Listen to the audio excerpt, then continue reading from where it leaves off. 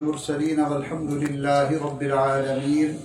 اللهم صل على سيدنا محمد وعلى آل سيدنا محمد وبارك وسلم.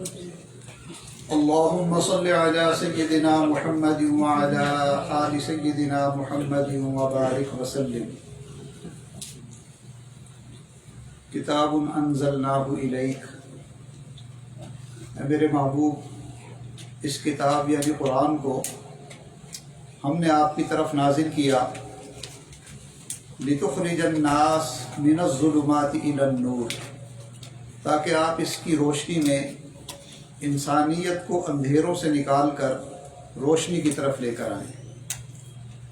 قرآن مجید فرقان حمید انسانیت کو اندھیروں سے نکال کر روشنی کی طرف لانے والی کتاب، بھٹکے ہوں کو سیدھا رستہ دکھانے والی کتاب، قعر مذلت میں پڑے ہوں کو اوج ثریا پر پہنچانے والی کتاب، اور اللہ تعالیٰ سے بچھڑے ہوں کو اللہ تعالیٰ سے ملانے والی کتاب ہے.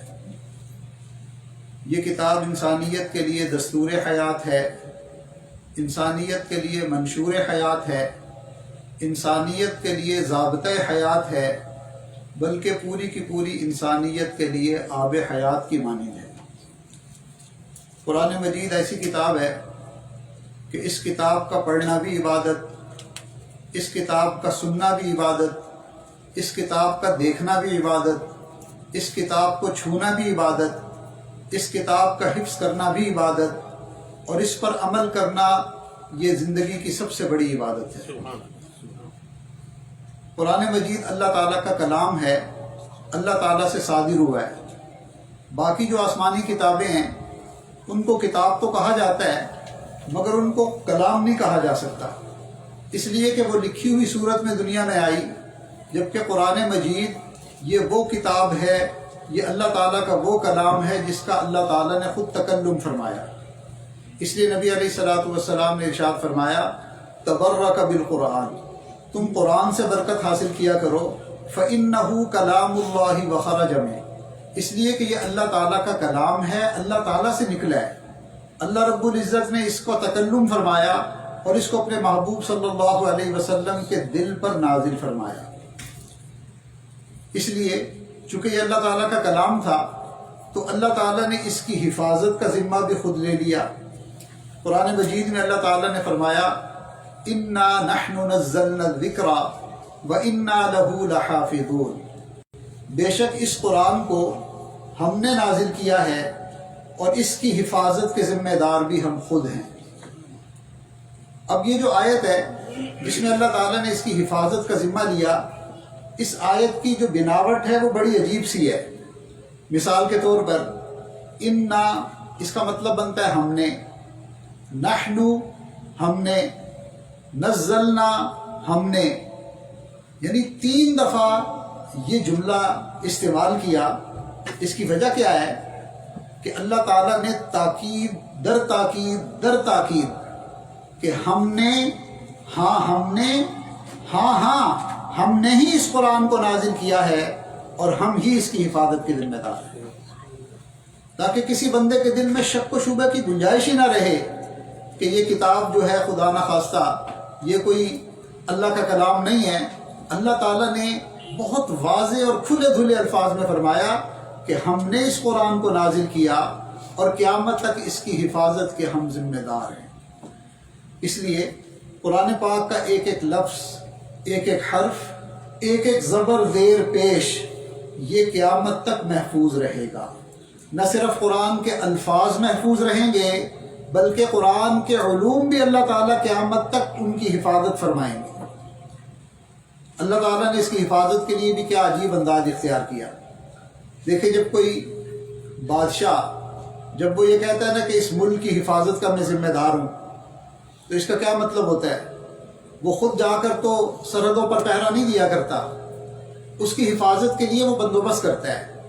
وہ کیا کرتا ہے کہ ایک فوج تیار کرتا ہے اور اس کی پوری کوشش ہوتی ہے کہ اس کی فوج کا ہر سپاہی، اس کا سٹیٹس اچھا ہو، آئی کیو لیول اچھا ہو، خاندانی بیک گراؤنڈ اچھا ہو. پہلے زمانے میں جب فوجیں تیار کی جاتی تھی تو فوجی کے خاندان کو بھی دیکھا جاتا تھا، اس لیے کہ اس نے ملک کے لیے وفاداری نبھانی ہوتی ہے۔ ملک کا وفادار سپاہی تبھی ثابت ہوتا ہے کہ اگر کوئی خاندانی بندہ ہو۔ تو دیکھا جاتا تھا کہ اچھے خاندان کا ہو، اس کا آئی کیو لیول اچھا ہو، پھر اس کے لیے اس کو تنخواہ بھی اچھی ملتی ہے، اس کو سہولتیں بھی دی جاتی ہیں، اس کی ہر ضرورت کا خیال بھی رکھا جاتا ہے۔ تو وہ فوج جو بادشاہ تیار کرتا ہے وہ اس کے ملک کی سرحدوں کی حفاظت کرتی ہے، اور یوں بادشاہ کا کیا ہوا یہ عہد پورا ہو جاتا ہے کہ میں اپنے اس ملک کی سرحدوں کی حفاظت کروں گا۔ اللہ رب العزت نے بھی اپنے کلام کی حفاظت کرنی تھی تو اللہ تعالیٰ نے بھی اس کے لیے ایک فوج تیار کی۔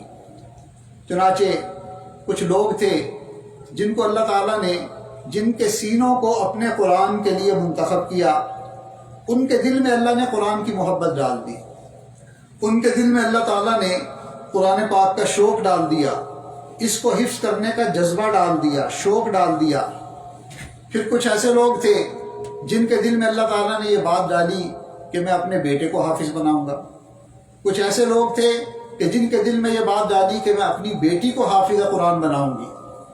چنانچہ اللہ تعالیٰ نے پھر ان کو، جنہوں نے یہ نیت کی، اللہ تعالیٰ نے ان کو فوٹوگرافک میموری بھی عطا کی، قوت یادداشت بھی عطا کی، اللہ نے ان کی مدد کی۔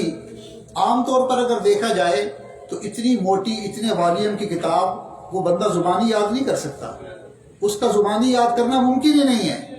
یہ جو قرآن ہے اس کو بندہ جو یاد کر لیتا ہے، اس کی وجہ کیا کہ یہ کرنے والے اللہ تعالیٰ کے منتخب کیے گئے لوگ ہوتے ہیں۔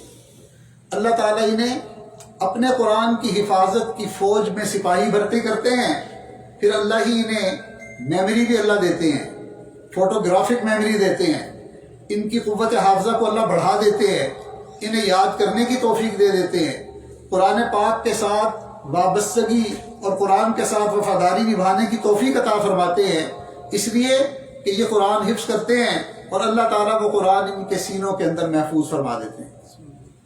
چنانچہ اس قرآن میں اس امت کے اندر جو سب سے پہلے حافظ تھے نبی علیہ السلام کے بعد، وہ صحابہ کرام تھے۔ صحابہ کرام نے اس قرآن پاک کو اپنے سینوں کے اندر محفوظ کیا، اور وہ اس قرآن کے عاشق تھے، وہ اس قرآن کو پڑھتے تھے اور اس قرآن کو پڑھتے بھی تھے اور اس قرآن پر مرتے بھی تھے۔ چنانچہ اللہ تعالیٰ نے ان کی تعریف فرمائی، وَإِذَا سَمِعُوا مَا أُنزِلَ إِلَى الرَّسُولِ، آپ جب وہ قرآن سنتے تھے جو قرآن نبی علیہ السلام پر نازل ہوتا تھا، تَرَىٰ أَعْيُنَهُمْ تَفِيضُ مِنَ الدَّمْعِ، اے مخاطب اگر تو ان کو دیکھتا تو ان کی آنکھوں سے آنسوؤں کی جھڑیاں لگ جاتی تھی۔ وہ قرآن سنتے تھے اور روتے تھے، اس لیے کہ قرآن ان کے دل میں اترا ہوا تھا، قرآن کی محبت ان کے رگوں پہ کے اندر پیوست تھی، قرآن کی آیات کو سنتے تھے اور ان کی آنکھوں سے آنسو جاری ہو جاتے تھے، اور قرآن پڑھنے سے ان کا دل بھرتا نہیں تھا، پوری رات قرآن پڑھتے تھے۔ ایک مرتبہ سیدہ فاطمہ الزہرا رضی اللہ تعالی عنہ، اللہ کے پیارے محبوب صلی اللہ علیہ وسلم کی لاڈلی بیٹی، رات کا وقت تھا، اب ان کا دن تو سارا مشقت میں گزرتا تھا، اپنے ہاتھوں سے چکی پیستی تھی، اپنے ہاتھوں سے جانوروں کو چارہ ڈالتی تھی، گھر کے کام بھی کرتی تھی، تو رات تو آرام کے لیے ہوتی ہے، مگر ان کے دل میں عشق قرآن اتنا تھا کہ رات کی تنہائی کے اندر ان کا دل چاہتا تھا کہ ہم اللہ کا کلام پڑھیں۔ تو انہوں نے وضو کیا، مصلی پر آ کر کھڑی ہوئی، قرآن پڑھنا شروع کیا۔ اب قرآن پڑھنے میں ان کو اتنا مزہ آیا کہ رات کے گزرنے کا پتہ ہی نہ چلا، اور صبح سحری کے آثار نمودار ہو گئے۔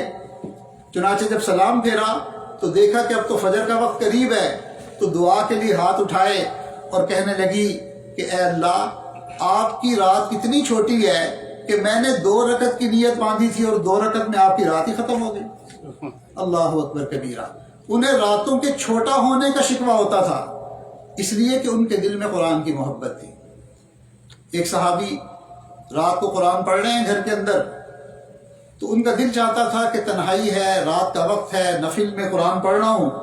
تو یہ جو نفلی نماز ہوتی ہے نا، اس میں پڑھنے والا بلند آواز سے بھی پڑھ سکتا ہے، آہستہ بھی پڑھ سکتا ہے، اس کو اختیار ہوتا ہے۔ تو اب ان کا دل مچلتا تھا کہ میں ذرا اونچی آواز سے قرآن پڑھوں۔ اب جب اونچی آواز سے قرآن پڑھتے تھے تو گھر کا صحن چھوٹا تھا، ایک گھوڑا تھا وہ بندھا ہوا تھا، اور ان کا بچہ بھی قریب ہی بستر کے اوپر لیٹا ہوا تھا. تو جب یہ ذرا بلند آواز سے پڑھتے تو گھوڑا مچلتا، گھوڑا ہنہناتا، تو ان کو ڈر لگتا کہ کہیں ایسا نہ ہو کہ بچے کو نقصان نہ ہو جائے، تو یہ آہستہ آواز سے پڑھنے لگتے. پھر طبیعت مچلتی، پھر آواز ذرا بلند ہو جاتی، پھر گھوڑا مچلتا، پھر آہستہ. رات بھر یہ سلسلہ چلتا رہا. چنانچہ جب رات کا آخری پہر ہوا، انہوں نے دعا کے لیے جب ہاتھ اٹھائے تو ان کو ایک عجیب منظر نظر آیا. انہوں نے دیکھا کہ کچھ روشنیاں ہیں جو آسمان کی طرف جا رہی ہیں، جیسے ستارے ہوتے ہیں. تو انہیں بہت ہی عجیب لگا. صحابہ کرام جب بھی کوئی عجیب بات دیکھتے تھے تو سب سے پہلے نبی علیہ السلام کی خدمت میں جا کر اس کو پیش کرتے تھے. یہ صبح نبی علیہ السلام کی خدمت میں گئے اور انہوں نے اپنے رات بھر کی سٹوری سنائی کہ اللہ کے محبوب، میں رات کو قرآن پڑھ رہا تھا، میرا دل چاہتا تھا کہ میں ذرا بلند آواز سے پڑھوں، پھر گھوڑا ہنہناتا تھا تو میں آہستہ پڑھنے لگتا تھا، اور اس طرح یہ سلسلہ چلتا رہا. جب میں نے سلام پھیرا تو میں نے اپنے سر سے کچھ روشنیاں اوپر کی طرف جاتی ہوئی دیکھی. نبی علیہ السلام نے فرمایا کہ وہ اللہ تعالیٰ کے فرشتے تھے جو تمہارا قرآن سننے کے لیے زمین پر اترے تھے. اگر تم کچھ دیر اور قرآن پڑھتے رہتے تو مدینہ کے لوگ اپنی آنکھوں سے ان فرشتوں کو دیکھ لیتے. اللہ اکبر کبیرہ. وہ کیسے عاشق تھے قرآن کے، وہ کتنا قرآن سے محبت کرتے تھے کہ ان کا قرآن سننے کے لیے اللہ تعالیٰ کے فرشتے نازل ہوا کرتے تھے. اور ویسے بھی روایات میں آتا ہے کہ فرشتے قرآن بہت محبت سے سنتے ہیں. فرشتوں میں حضرت جبرائیل علیہ السلام وہ قرآن پڑھنا جانتے ہیں، وہ قرآن کے حافظ ہیں، چونکہ ان کے ذمہ تھا اللہ کا کلام انبیاء تک پہنچانا. باقی فرشتے سب حافظ نہیں ہیں، وہ قرآن سنتے تو ہیں، پڑھ نہیں سکتے. اس لیے جب کوئی قاری، جب کوئی حافظ کہیں پر بھی قرآن پڑھتا ہے تو فرشتے اوپر سے آتے ہیں اور اس کے ارد گرد جمع ہونا شروع ہو جاتے ہیں. اور جب وہ قرآن سنتے ہیں تو انہیں بہت اچھا لگتا ہے، بہت اچھا لگتا ہے.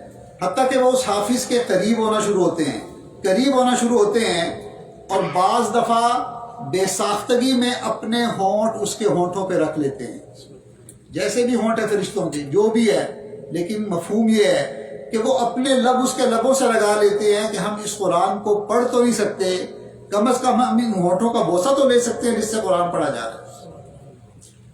تو صحابہ حافظ بھی تھے، عاشق بھی تھے، عاشق قرآن بھی تھے، قرآن سے محبت بھی کرتے تھے. صحابہ میں ایک صحابی تھے جن کا نام تھا ابی بن کعب. یہ قرآن کے بہت اچھے قاری تھے، بہت اچھا قرآن پڑھتے تھے، اور قرآن کے علوم کے ساتھ بھی انہیں بڑی مناسبت تھی. چنانچہ ایک مرتبہ نبی علیہ السلام نے ان کو بلایا اور آپ نے فرمائش کی کہ آپ قرآن سنائیں، میں سننا چاہتا ہوں.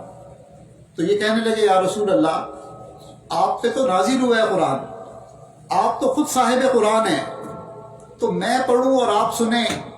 فرمایا کہ ہاں، مجھے ایسا حکم ہوا ہے. اب جب نبی علیہ السلام نے فرمایا کہ مجھے اس بات کا حکم ہوا ہے تو یہ بڑے سمجھدار تھے. انہوں نے فوراً معاملے کو کلیئر کرنے کے لیے پوچھا اللہ سمانی، کیا اللہ نے میرا نام لے کر کہا ہے کہ میں قرآن پڑھوں اور اے اللہ کے محبوب آپ میرا قرآن سنیں؟ نبی علیہ السلام نے فرمایا نعم اللہ سماک، ہاں اللہ نے تیرا نام لے کر مجھے کہا ہے کہ ابی بن کعب سے کہو وہ قرآن پڑھے، میرے محبوب آپ بھی اس کا قرآن سنیں اور میں پروردگار بھی اس کا قرآن سنوں. کتنے اخلاص سے قرآن پڑھتے ہوں گے، کتنی محبت سے قرآن پڑھتے ہوں گے کہ ان کا قرآن سننے کے لیے آسمان سے اللہ تعالیٰ فرمائش بھیجتے تھے. تو آج بھی الحمدللہ قرآن پاک کا ختم مکمل ہوا، تراویح کے اندر تکمیل ہوئی. اللہ تعالیٰ اس پڑھنے کو قبول فرمائے.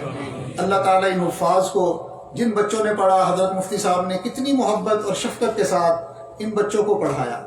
دیکھیں، پڑھنے پڑھانے والے تو بہت ہوتے ہیں، مگر ایسی وسعت قلبی میں نے نہیں دیکھی کہ اپنے اوپر بچوں کو ترجیح دینا. چھوٹے چھوٹے بچوں کو کہنا کہ آؤ 2 رکعت پڑھاؤ مگر آگے کھڑے ہو جاؤ. اس کے لیے بہت بڑا دل چاہیے، عام بندے کے اندر اتنا حوصلہ نہیں ہوتا. تو اس لیے حضرت مفتی صاحب کی بھی قدر کریں. اللہ تعالیٰ نے ان کو سونے کا دل دیا ہے. ان کی یہ شفقتیں اور یہ محبتیں، ان کی یہ ڈانٹ ڈپٹ بھی جو ہوتی ہے، اس میں بھی محبت چھپی ہوئی ہوتی ہے. یہ محبت کی وجہ سے ڈانٹتے ہیں. کتنا اللہ تعالیٰ خوش ہوتے ہوں گے جب یہ بچے جو یہاں پر رہنے والے بچے ہیں یہ قرآن پڑھتے ہوں گے. یہ اللہ اکبر کہہ کر اللہ کا کلام جب پڑھتے ہوں گے اللہ کی رحمت کو کتنا جوش آتا ہوگا، کیسے فرشتوں کا نزول ہوتا ہوگا، کتنی اللہ تعالیٰ کی رحمتیں نازل ہوتی ہوں گی۔ الحمدللہ ثم الحمدللہ، آج کی محفل میں قرآن پاک پڑھا گیا، قرآن پاک کی تکمیل ہوئی۔ قابل مبارکباد ہیں وہ حفاظ جنہوں نے قرآن پڑھا، ان کے والدین جنہوں نے ان بچوں کو حافظ قرآن بنایا۔ حدیث مبارکہ میں آتا ہے کہ قیامت کے دن اللہ تعالیٰ ہر حافظ بچے کو 10 لوگوں کے بارے میں اختیار دیں گے کہ جن پر جہنم واجب ہو چکی ہوگی، اور یہ ان کی سفارش کریں گے اور ان کو جہنم سے نکلوا کر جنت میں لے جائیں گے۔ مگر ایک بات ذرا اس کو سمجھ لیجیے کہ علماء نے لکھا ہے یہ کون 10 لوگ ہوں گے جن کو جہنم سے حافظ بری کروا لیں گے۔ جب بچہ قرآن حفظ کرنا شروع کرتا ہے تو خاندان میں 2 طرح کے لوگ ہوتے ہیں۔ کچھ وہ لوگ ہوتے ہیں کہ جو بچے کو اپریشیٹ کرتے ہیں، اس کی حوصلہ افزائی کرتے ہیں، اس کو دعا دیتے ہیں، ماشاءاللہ بہت اچھا، خوب محنت سے پڑھو، شوق سے پڑھو۔ کچھ لوگ ایسے بھی ہوتے ہیں جو بچے کو ڈسکریج کرتے ہیں، اس کے ماں باپ کو کہتے ہیں کیا بچے کو مولوی بنا رہے ہو، یہ ساری زندگی مسجد کی روٹیاں توڑے گا، کیا تمہیں اور بچوں کو اسکول نہیں پڑھانا آتا۔ بچے سے بھی ایسے ہی کہتے ہیں، بچے کیا فائدہ صرف زبان سے رٹنے کا طوطے کی طرح۔ اس قسم کے جملے کہہ کر دل آزاری کا ذریعہ بنتے ہیں۔ تو یاد رکھیں کہ یہ لوگ جو ہیں یہ اس کیٹیگری سے نکل جائیں گے جن کی سفارش کی جائے گی۔ سفارش ان کی ہوگی جو زبان سے بچے کے لیے حوصلہ افزائی کا جملہ نکالے، ماشاءاللہ الحمدللہ، اللہ تمہیں برکت دے، اللہ تمہیں خوش رکھے، اللہ تمہیں جلدی حافظ بنائے، بہت اچھا کام کر رہے ہو بیٹا۔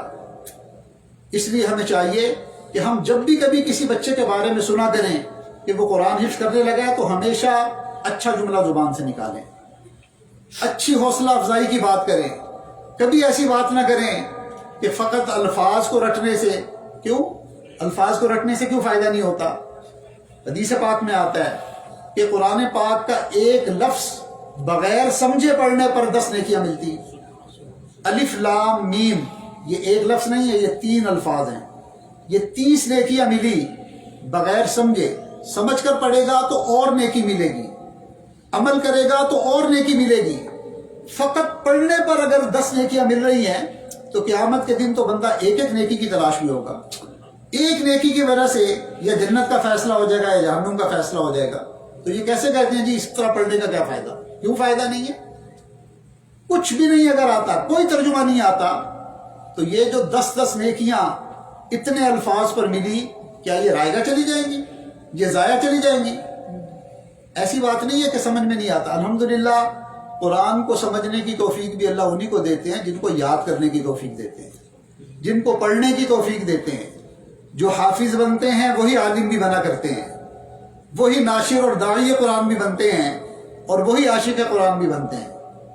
تو توفیق بھی اللہ سمجھنے کی انہی کو دیتے ہیں۔ باتیں بنانے والے تو ان کو صرف باتیں بنانی آتی ہیں۔ تو ہم ہمیشہ یہ ٹھان لیں، نیت کر لیں کہ آئندہ انشاءاللہ جب بھی ہم کسی بچے کے بارے میں سنیں گے یا کوئی بچہ ہمیں پتہ چلے گا کہ حفظ کر رہا ہے تو اس کی ہم تعریف کریں، اس کی حوصلہ افزائی کریں۔ تو ان کے حق میں اللہ تعالیٰ اس بچے کی سفارش قبول کریں گے۔ یا وہ لوگ جن کو اللہ نے مال دیا تھا، صاحب حیثیت تھے، اور وہ ان مدارس سے تعاون کرتے تھے، ان اداروں کے ساتھ تعاون کرتے تھے جہاں بچوں کو قرآن پڑھایا جاتا تھا، سکھایا جاتا تھا، انشاءاللہ وہ بھی اس سفارش کے حقدار بنیں گے۔ تو اللہ تعالیٰ ہمیں قرآن پاک پڑھنے کی، سمجھنے کی اور پوری زندگی اس کی تعلیمات پر عمل کرنے کی توفیق عطا فرمائے۔ وآخر دعوانا ان الحمد للہ رب العالمین۔ اب تھوڑی دیر کے لیے دعا سے پہلے ہم کچھ ذکر کر لیتے ہیں اللہ کی یاد میں۔ چند منٹ کے لیے آنکھیں بند کر لیجئے اور ہر طرف سے ہٹ کٹ کر اللہ تعالیٰ کے ساتھ اپنی تار دل کی جوڑیے، اور یہ تصور کیجئے کہ اللہ کی رحمت آ رہی ہے، دل میں سما رہی ہے، اور میرا دل شکریہ کے طور پر کہہ رہا ہے اللہ اللہ اللہ۔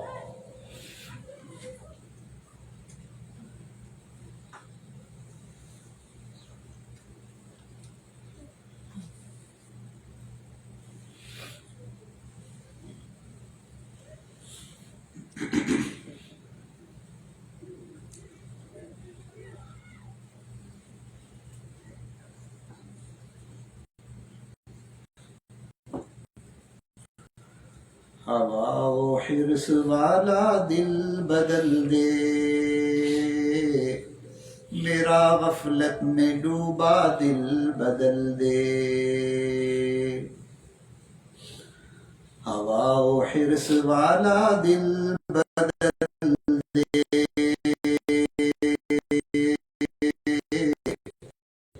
میرا غفلت میں ڈوبا دل بدل دے،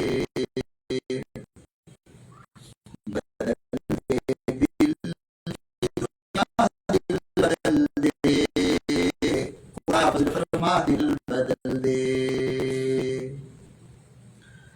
گنہگاری میں کب تک عمر کاٹوں، گنہگاری میں کب تک عمر کاٹوں، بدل دے میرا رستہ دل بدل دے، سنوں میں نام تیرا دھڑکنوں میں، سنوں میں نام تیرا دھڑکنوں میں، مزہ آ جائے مولا دل بدل دے، کروں قربان اپنی ساری خوشیاں، کروں قربان اپنی ساری خوشیاں،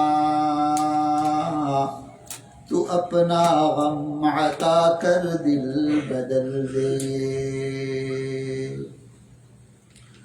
پڑا ہوں تیرے در پہ دل شکستہ،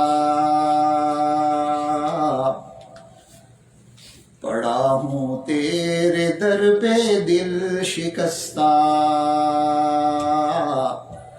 رہوں کیوں دل شکستہ دل بدل دے، تیرا ہو جاؤں اتنی آرزو ہے، تیرا ہو جاؤں اتنی آرزو ہے، بس اتنی ہے تمنا دل بدل دے، میری فریاد سن لے میرے مولا، میری فریاد سن لے میرے مولا، بنا لے اپنا بندہ دل بدل دے، گنہگاری میں کب تک عمر کاٹوں، بدل دے میرا رستہ دل بدل دے،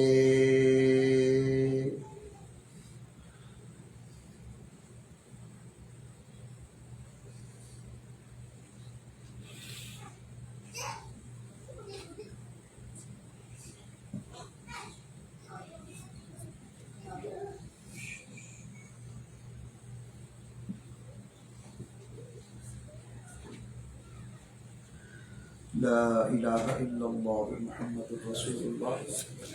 آ چکے 29ویں رات ہے، آخری طاق رات ہے، اور امکان ہے کہ شب قدر بھی ہو سکتی ہے، تو دعا سے پہلے ہم مختصراً توبہ کے کلمات پڑھ لیتے ہیں۔ ان توبہ کے کلمات کا فائدہ یہ ہوتا ہے کہ اللہ تعالیٰ ان کی برکت سے پچھلے گناہوں کو معاف فرما دیتے ہیں۔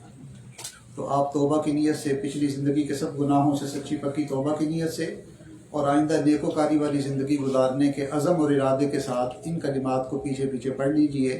بسم اللہ الرحمن الرحیم، لا الہ الا اللہ محمد الرسول اللہ، اشہد ان لا الہ الا اللہ واشہد ان محمدا عبدہ ورسولہ، آمنت باللہ وملائکتہ وکتبہ ورسلہ والیوم الآخر والقدر خیرہ وشرہ من اللہ تعالی والبعث بعد الموت، آمنت باللہ کما ہوا بأسمائه وصفاته وقبلت جميع أحكامه إقرار باللسان وتصديق بالقلب أستغفر الله ربي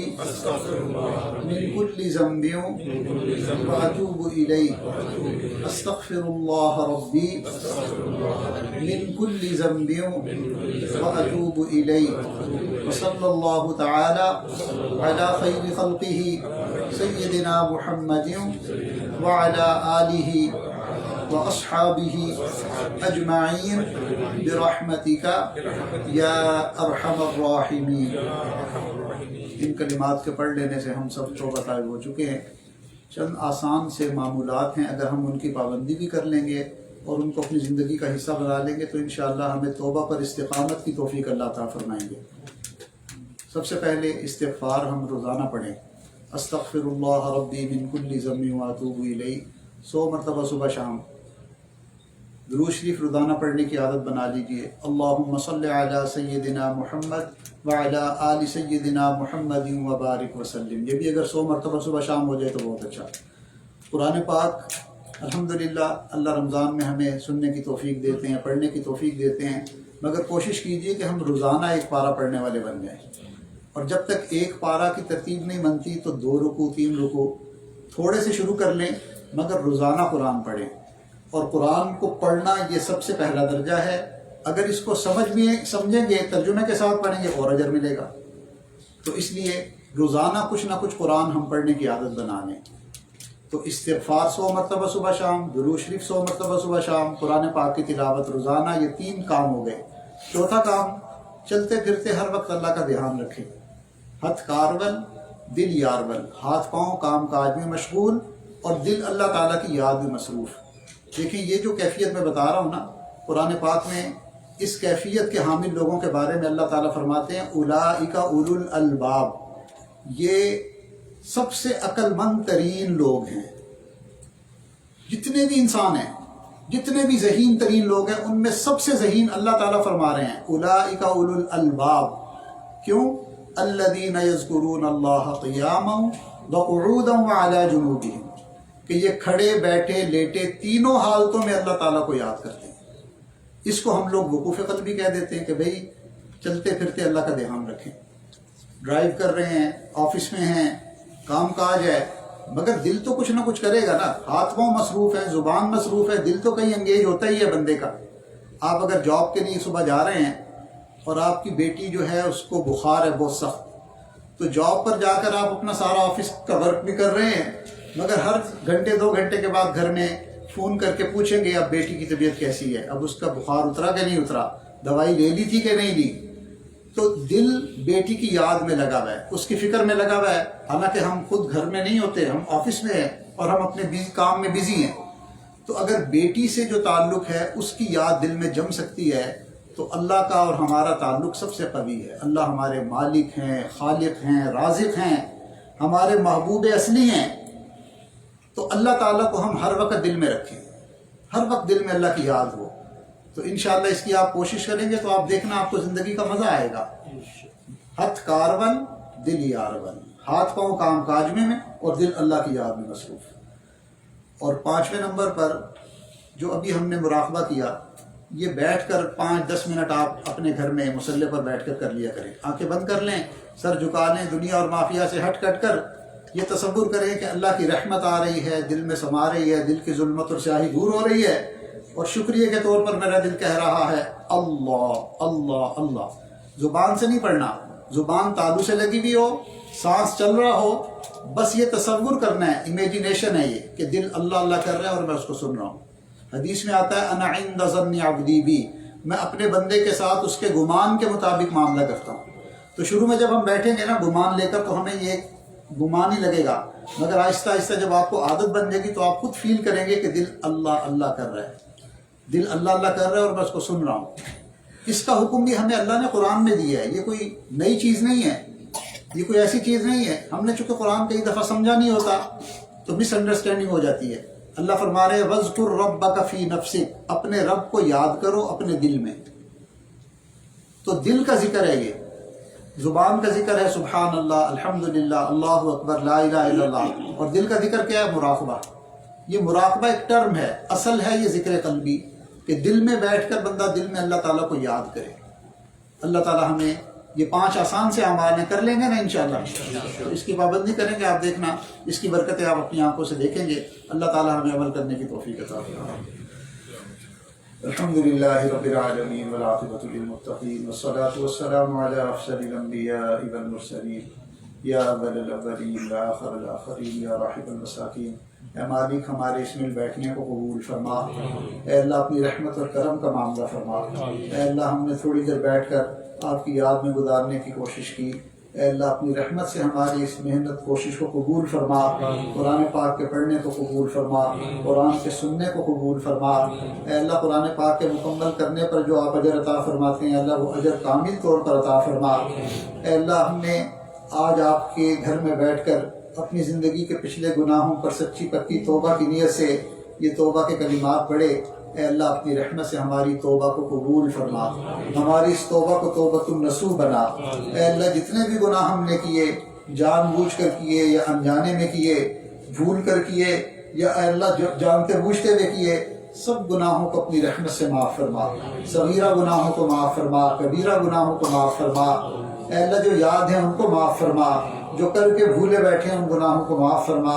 اے اللہ ہمارے نامہ اعمال کو گناہوں سے پاک فرما۔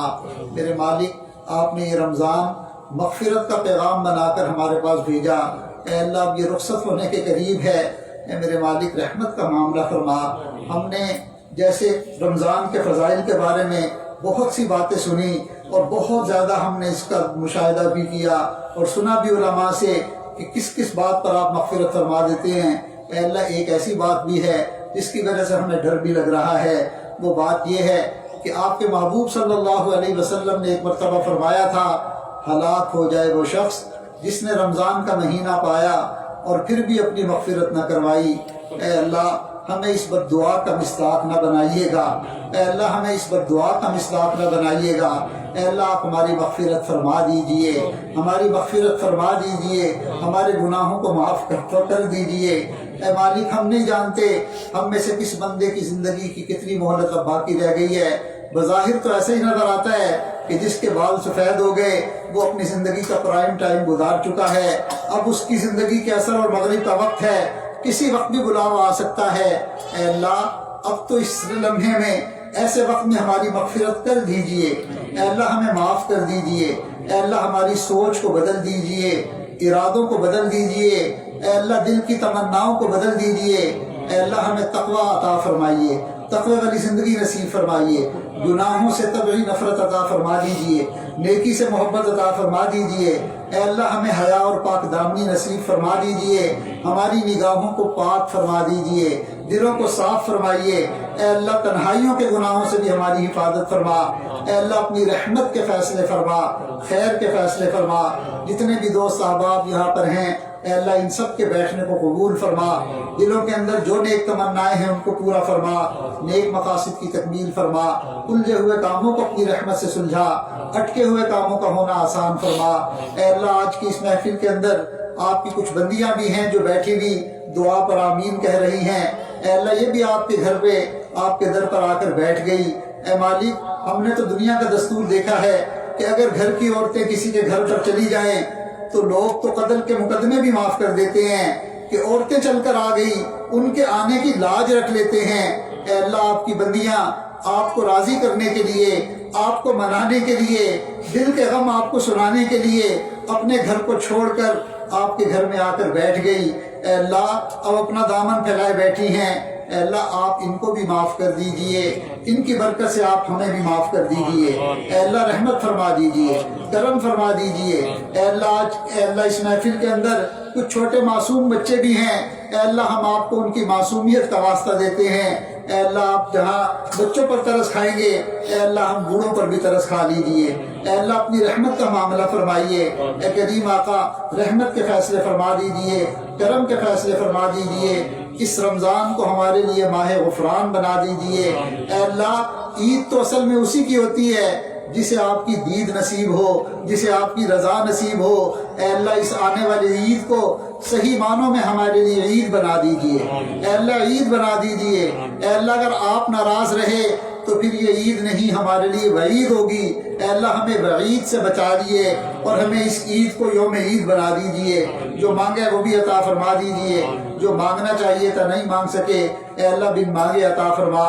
جن دوست احباب نے ہمیں دعاؤں کے لیے پیغامات بھیجے، یہ جن کے ہم پر حقوق آتے ہیں، اے اللہ ان سب کو ان دعاؤں میں شامل فرما۔ ہمارے والدین، عزیز اقارب، رشتہ دار، دوست احباب، ہمارے محسنین میں سے جو بھی دنیا سے چلے گئے، اللہ سب کی مغفرت فرما۔ جن جن کی مغفرت فرما چکے ان کو قرب کے اعلیٰ درجات عطا فرما۔